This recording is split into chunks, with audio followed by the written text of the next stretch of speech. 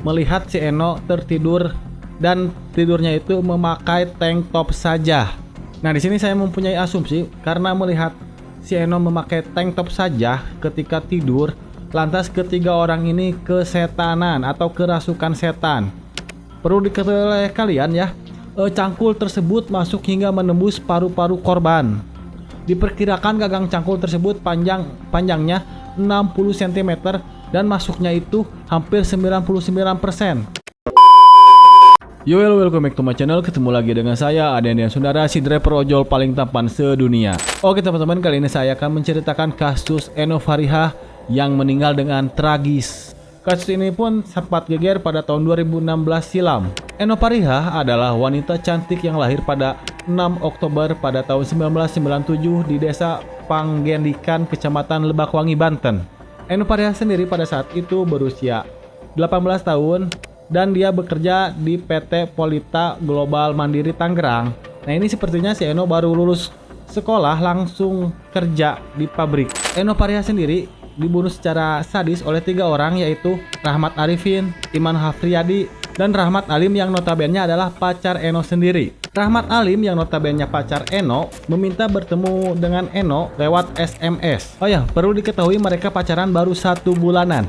Setelah si Rahmat Alim ini tiba di pintu gerbangnya mes si Eno sendiri mempersilahkan si Rahmat Alim ini untuk masuk ke mesnya dan ke kamarnya. Perlu diketahui, si Eno ini tinggal sendirian di mes yang disediakan oleh PT tempatnya bekerja. Setelah mereka berdua di kamar, mereka mungkin ngobrol ngaler ngidul terus kesana kesini ya, mungkin lah yang pacaran itu bagaimana.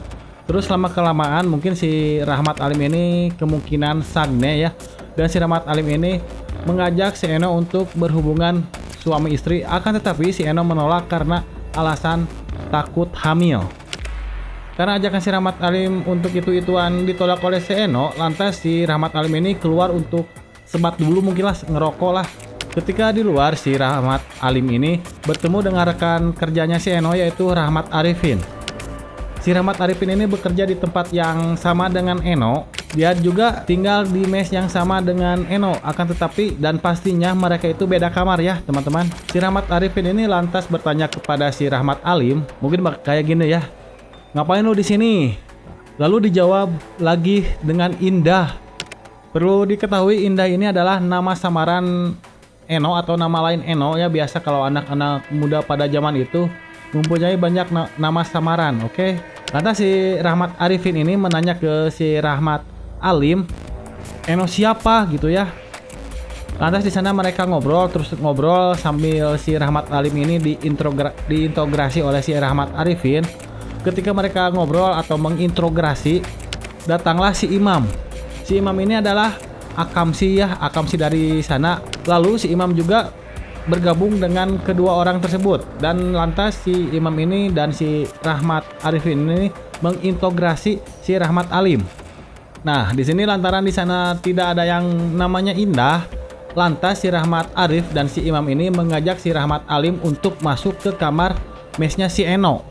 Mereka pun langsung menuju ke kamar si Eno untuk memastikan Indah itu siapa. Nah, pas ke kamar si Eno, mereka membukakan pintu kamar si Eno, mereka pun terkejut melihat si Eno tertidur dan tidurnya itu memakai tank top saja.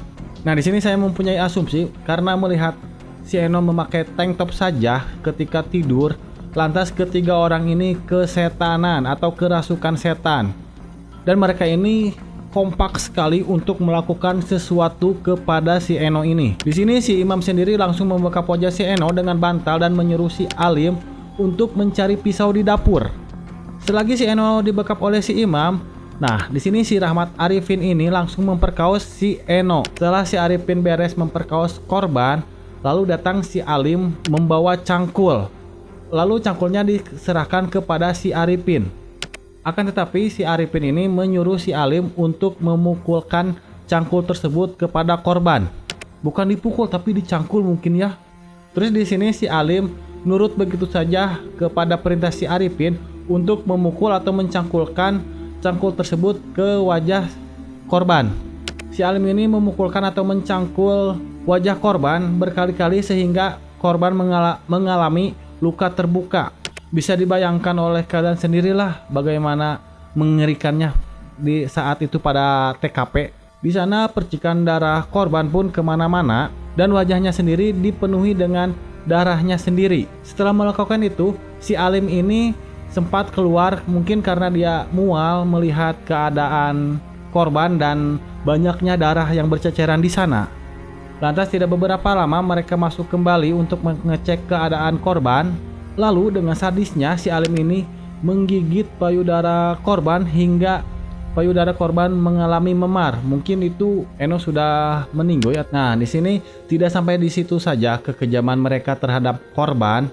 Si Arifin ini memasukkan gagang cangkul ke kemaluannya korban dengan cara ditendang. Mungkin begini ya, kaki korban dibukakan terus si cangkul tersebut di posisinya dibeginiin mungkin ya. Lalu sudah posisi cangkul dibeginiin lalu ditendang oleh si Arifin ini. Begitu sadisnya si Arifin ini, setan mana yang merasuki kamu Arifin, hei. Perlu diketahui oleh kalian ya, cangkul tersebut masuk hingga menembus paru-paru korban. Diperkirakan gagang cangkul tersebut panjangnya 60 cm dan masuknya itu hampir 99%. Bisa dibayangkan cangkul itu segimana besarnya gitu ya, dan dipaksakan masuk ke kemaluan korban hingga menembus paru-paru. Begitu bejatnya kelakuan mereka ya. Nah, sudah itu mereka ke kamar mandi untuk membersihkan darah yang menempel pada tubuh mereka ya. Nah, si Alim ini sempat-sempatnya mengambil HP korban. Lalu setelah mereka bersih mungkin ya, si Arifin ini mengunci dan menggembok kamar korban dari luar. Lalu kuncinya dimasukkan lewat ventilasi kamar korban. Ya, di sini menurut aing pribadi gitu ya, ketiga orang ini sangat-sangatlah sadis, sangat-sangatlah brutal gitu ya. Oke, mungkin segitu saja pembahasan dari saya. Bila ada salah-salah kata atau salah-salah pengucapan, mohon dimaafkan. Oke. Wassalamualaikum warahmatullahi wabarakatuh. See you next time.